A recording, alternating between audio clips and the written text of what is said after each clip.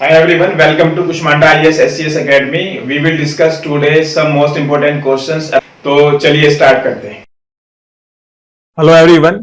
In this video today we will discuss about SCS prelims some important questions. तो चलिए start करते हैं. First question देख लेते हैं. क्रीमियन कॉन्गो हेमोराइजिक फीवर CHF, तो इसको ब्रीफ में कॉन्गो फीवर भी कहते हैं, is transmitted through the bite of, किसके काटने से ट्रांसमिट होता है.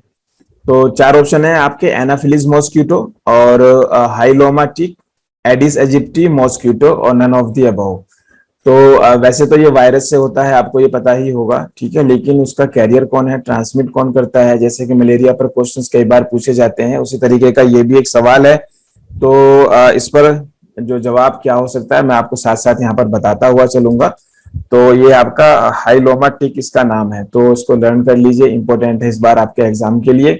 और Cat Que that was seen in news is a virus that said to have emerge in which country. तो कैट क्यू नाम का जो ये वायरस है ये किस देश से इमर्ज हुआ है. चार ऑप्शन है आपका, और पीछे ये न्यूज में था चाइना, केन्या, नाइजीरिया और बांग्लादेश. तो मेरा मकसद यहाँ पर आपको इम्पोर्टेंट क्वेश्चंस देना है, तो आप इनको लर्न करते चलिएगा. इसका जवाब आपका चाइना है, क्योंकि कोई सवाल आपके सामने आ जाए तो आपको ये ना लगा रही ये तो हमें पहली बार हमने देखा, हमें तो याद ही नहीं है. तो मेरी कोशिश है कि आपको हर सवाल आए, ठीक है, और आप ज्यादा से ज्यादा हमारे जो टेस्ट सीरीज है उसके क्वेश्चंस को आप प्रैक्टिस करो. नेक्स्ट क्वेश्चन है, which of the following initiatives are dedicated to improve education in India. देखो ऐप के ऊपर सवाल जो है आने की उम्मीद है इस बार बहुत ज्यादा, तो आपने इसको जरूर प्रिपेयर करना है. तो दीक्षा मोबाइल ऐप, स्वयं प्रभा, और इसके अलावा आपका प्रज्ञाता गाइडलाइंस. तो select the correct answer using the code given below. तो इस बार कुछ सवाल हमारे थोड़े से लेंथी क्वेश्चंस भी हो सकते हैं, तो डायरेक्ट भी रहेंगे, मिक्स रहेंगे क्वेश्चंस, तो आपने इससे घबराना नहीं है. तो इसका जवाब आपका डी है, यानी कि तीनों के तीनों हैं. और एक और क्वेश्चन देखते हैं. नागोर्नो कराब रीजन और recently news in news and is disputed territory between which two countries. तो रिसेंटली जो है ये न्यूज में था, तो डिस्प्यूटेड टेरिटरी है आपकी कौन से दो देशों के बीच में. तो बहुत इंपॉर्टेंट क्वेश्चन है और अच्छा सवाल है आपके एग्जाम के लिए. तो इजराइल फिलिस्तीन और India China, China Bhutan, Armenia और अजरबैजान. तो ये है आपका नागोर्नो कराबख. तो ये आर्मेनिया और अजरबैजान के बीच डिस्प्यूटेड टेरिटरी है, आए दिन खबरों में रहती है. और व्हाट इज गवी. तो गवी क्या है. तो चार ऑप्शन है आपके पास. General alliance for vaccine, global alliance for vaccine and immunisation, ये भी न्यूज में होता है हमेशा. Global American vaccine institution, global association of vaccine. तो गवी है आपका global alliance for vaccine immunisation. तो आप इसको फटाफट याद कर लीजिए. और अगला क्वेश्चन है आपका होप मिशन, जो कि मार्स पर भेजा गया था और जापानीज रॉकेट के जरिए. तो किस देश ने लॉन्च किया था. ये सवाल आपको जरूर आता होगा, क्योंकि ये सवाल जो है कई बार एग्जाम में आ चुका है अब तक, और जो है तो आसान सवाल है. यूएई का मिशन था मार्स को लेकर, होप मिशन. चलिए अगला सवाल देख लेते हैं, नेक्स्ट क्वेश्चन. और इसमें जो जवाब होना चाहिए, पहले सवाल मैं पढ़ देता हूं एक बार. तो with reference to Jnanpith award को लेकर है आपका ये सवाल, और बहुत ज्यादा इंपॉर्टेंट है ये भी. तो स्टेटमेंट दिए हुए हैं, ऐसे सवाल भी आपको मिलेंगे इस बार SCS एग्जाम में. तो the award is given for literary work in Indian languages only. The award is open only for Indian citizens. तो ज्ञानपीठ अवार्ड के ऊपर सवाल जो है रखा गया है. जितने भी आपके अवार्ड्स हैं आपने बहुत अच्छे से करने हैं.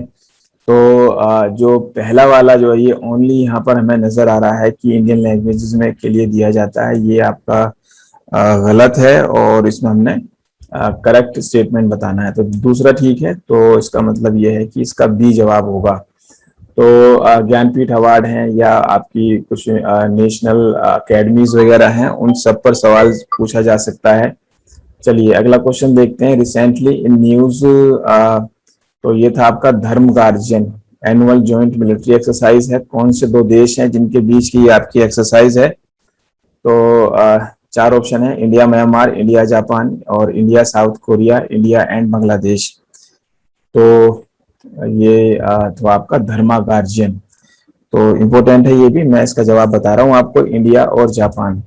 तो आपने इन सारे क्वेश्चंस को अच्छे से लर्न करना है, क्योंकि आपके ऑब्जेक्टिव टाइप क्वेश्चंस आएंगे एससीएस वाले एग्जाम में। और इंग्लिश में है या हिंदी में है, मैं हमेशा कहता हूँ कोई फर्क नहीं पड़ता, आपको पता होना चाहिए कि वो है क्या। चंद्रशेखर लिमिट के बारे में सवाल इंपॉर्टेंट है, इस बार के लिए बहुत इंपॉर्टेंट है। तो the theoretical maximum mass A white dwarf star can have and still remain white dwarf. तो अभी नीचे, अभी रिसेंटली पीछे ये न्यूज में था कुछ महीने पहले, तो चंद्रशेखर लिमिट ये जवाब है इसका। लोक अदालत बहुत इंपॉर्टेंट है इस बार के लिए, लोक अदालत। और ये स्टेटमेंट है, it is a component of alternative dispute resolution, it has constitutional status, it deals with only civil matters. तो लोक अदालत पर आपका डायरेक्ट क्वेश्चन भी हो सकता है, स्टेटमेंट बनाकर भी वे पूछ सकते हैं। तो इसका जो जवाब है आपका, जो ये पहला है, ये अभी अगर हम इसको देखें तो इसका ए जवाब है आपका, ठीक है। तो which of the statements given above is are correct. तो लोक अदालत का जो टॉपिक है आपने बहुत अच्छे से करना। मैं हमेशा कोशिश करता हूँ कि जो मैं क्वेश्चंस आपको देने की देता हूँ तो उसकी आप डिटेल्स जरूर देख लीजिए, थोड़ा सा जो है ना, तो हो सकता है सवाल थोड़ा सा इनडायरेक्टली और तरीके से आ जाए, लेकिन टॉपिक इंपॉर्टेंट है। तो अगला है आपका, this dynasty ruled Andhra region and in around the 20th century.